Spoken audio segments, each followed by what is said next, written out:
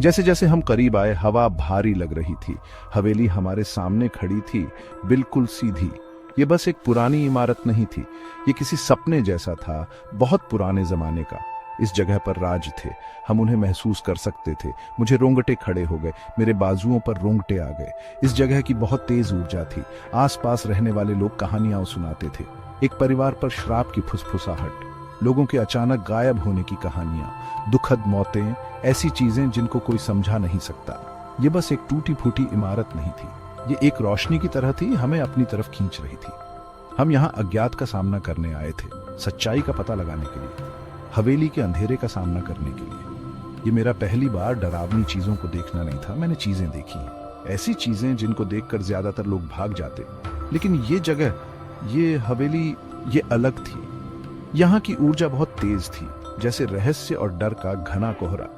मैं इसकी टूटती दीवारों में इतिहास, इसकी नींव में गहरा दुख महसूस कर सकता था। हम अज्ञात के किनारे पर थे, हवेली के रहस्य के बीचों बीच जाने के लिए तैयार। मुझे पता था अंदर ही अंदर कि हमें सारे जवाब नहीं मिलेंगे, लेकिन हम यहाँ सुनने के लिए थे, इन दीवारों में छुपी कहानियों को सुनने के लिए, बीते हुए समय की गूंज से जुड़ने के लिए। यह हवेली कभी बहुत खूबसूरत थी, हम देख सकते थे। इसके आगे सुंदर नक्काशी की हुई थी, अब वो पुरानी और घिसी हुई थी। आंगन जो कभी खुशियों और मस्ती से भरा रहता था, अब जंगली पौधों से भर गया था। फटी हुई संगमरमर से घास फूस उग रही थी। सूखा हुआ फव्वारा एक खामोश पहरेदार की तरह खड़ा था। हम मेहराबदार दरवाजे से अंदर गए। समय जैसे रुक गया हो। धूल के कण धूप में नाच रहे थे, वो बंद खिड़कियों से आ रही थी। हवा में पुरानी चीजों की सी खुशबू थी, धूल, सीलन और कुछ अजीब सी गंध का मिश्रण था। हम कमरों से गुजरते गए। हर कमरा दिखाता था कि यह कभी कितना शानदार था। दीवारों पर फीके रेशमी कपड़े लटके हुए थे, कभी चमकदार रही पेंटिंग सब समय के साथ धुंधली हो गई थी। हमें हंसी की गूंज सुनाई दे रही थी, मानो सितार की धीमी संगीत, रेशम पर रेशम की फुसफुसाहट। लेकिन ये खूबसूरत चीजें हवेली की वर्तमान स्थिति को और भी उदास बना रही थी। हवा में उदासी छाई हुई थी, बीते हुए समय के लिए एक खोए हुए एहसास, एक अधूरी कहानी। ये खूबसूरत भी थी और उदास भी। ये हवेली हमसे कुछ कह रही थी, शब्दों से नहीं बल्कि पीछे छूटी हुई चीजों से। धूल भरी जमीन पर फीकी तस्वीरें पड़ी थीं। ये हमें भूली बिसरी जिंदगियों की झलक दिखा रही थीं। एक कोने में एक बच्चे का खिलौना पड़ा था। इससे हमें उन बच्चों की याद आ गई जो कभी यहां रहते थे। रसोई में एक चाय का कप झंग लगे चूल्हे पर रखा था। इससे हमें एक साथ रहने वाले परिवार की याद आ गई। गर्मा गर्म चाय की प्यालियों पर कहानियां बांटते हुए। टूटी खिड़की वाली सीट के नीचे एक जूता रखा था। ऐसा लग रहा था जैसे मालिक बस गायब हो गया हो, बस एक चीज पीछे छोड़ गया हो। ये बस चीजें नहीं थी, ये एक पहेली के टुकड़े थे। हर एक टुकड़ा हमें हवेली में रहने वाले लोगों के जीवन की एक झलक दिखा रहा था। हम पुरातत्वविदों जैसे थे, ध्यान से अतीत को उजागर करते हुए थोड़ा थोड़ा करके हमने सब कुछ लिख लिया। हर तस्वीर, हर चीज। ये केवल सुराग से ज्यादा थे। ये उन लोगों से हमारा जुड़ाव थे जो हमसे पहले इन गलियारों में चले थे। उनकी कहानियां हवेली का हिस्सा थीं। हम उन्हें सुनना चाहते थे। आसपास रहने वाले लोग हवेली के बारे में बात नहीं करना चाहते थे। उनकी चुप्पी बहुत कुछ कहती थी। उन्होंने एक अमीर परिवार के बारे में बताया। वे कई सालों तक हवेली में रहे। सब उन्हें प्यार करते थे। पिता, जिनके पास बहुत पैसा और ताकत थी, कहा जाता है कि वे दयालु और उदार थे।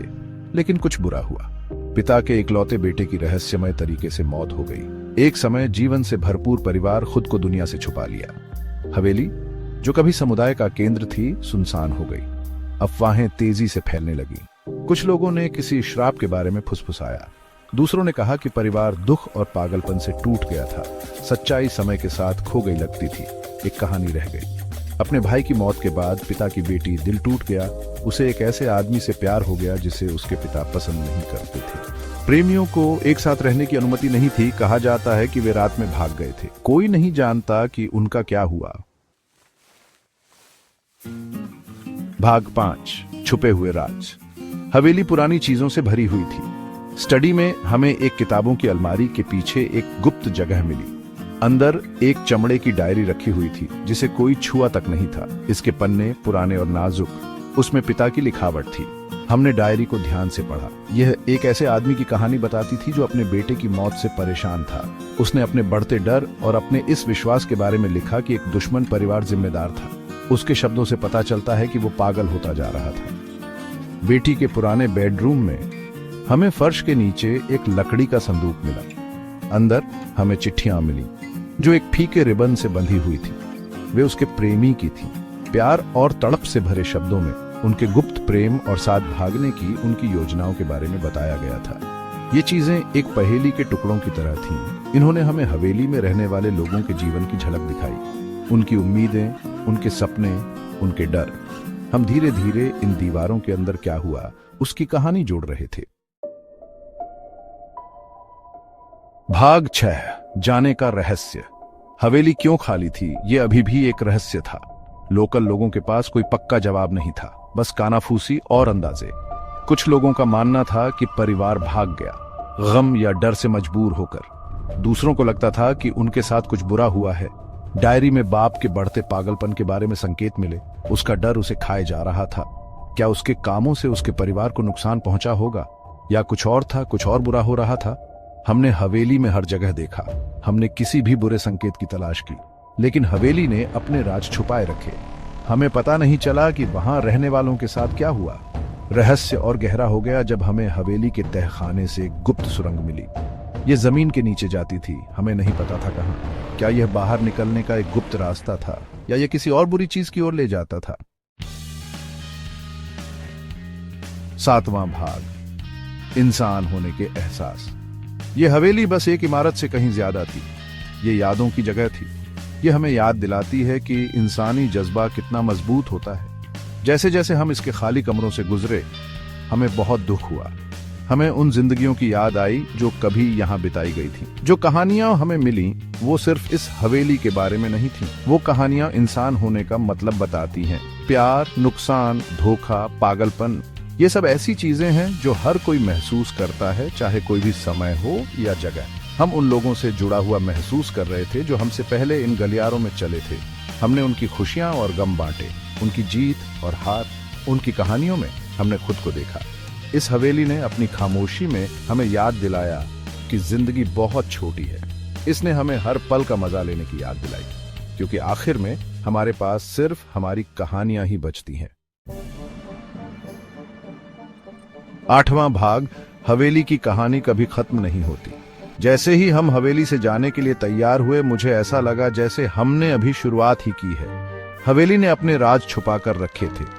इसने हमें अतीत की थोड़ी सी झलक दिखाई, पर सब कुछ नहीं बताया। हम जवाबों से ज्यादा सवाल लेकर वहां से निकले। लेकिन यही हवेली का जादू था।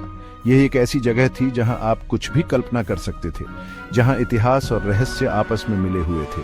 हमारे जाने के बाद हवेली की कहानी खत्म नहीं हुई। ये ऊंची और खामोश खड़ी रही, बीतते हुए समय की याद दिलाती हुई। यह याद दिलाती हुई कि अतीत कभी सच में नहीं जाता। ये उन कहानियों में जिंदा रहता है जो हम सुनाते हैं। हवेली की दीवारों में कौन से राज अभी भी छुपे हैं? अगर ये बोल सकती होती तो कौन सी कहानियां सुनाती? शायद हम पूरी सच्चाई कभी न जान पाए, लेकिन ऐसी जगह की यही खूबसूरती है। यह हमें कल्पना करने, खोजने और जवाब ढूंढते रहने के लिए प्रेरित करती है। सभी अच्छी कहानियों की तरह हवेली की कहानी भी कभी पूरी तरह खत्म नहीं होती। ये उन लोगों के दिमाग में जिंदा रहती है जो अंदर जाने की हिम्मत करते हैं। Okay, so as we got ready to leave the old house, that Havli, it felt like we were forgetting something. Like there was more to the story. The house, it was like a big, quiet statue, remembering a time that's gone, but not really forgotten. And it made us wonder, what secrets are still hiding in those old walls? What stories would it tell if it could talk? As we drove away, our drone went up, for one last look at the Haveli and the woods around it. The camera showed the thick, dark trees, and the shadows looked like they were moving on their own, kind of spooky. And the Haveli, it looked tiny from up there, surrounded by all those trees, even more mysterious, like it didn't want us there. Then something weird happened. The drone's picture started to, mess up, like something was interfering with it. The music got creepier, and we heard this whisper like a ghost saying, "The past never truly leaves. It waits." And then the screen went black. Makes you think, huh? What if we're not supposed to find out the Haveli's secrets? What if some stories are better left alone? The Haveli story, like all good stories, it doesn't really end. It stays with you, especially if you've been inside those dark rooms. It stays in your dreams, you know? Gap 2S.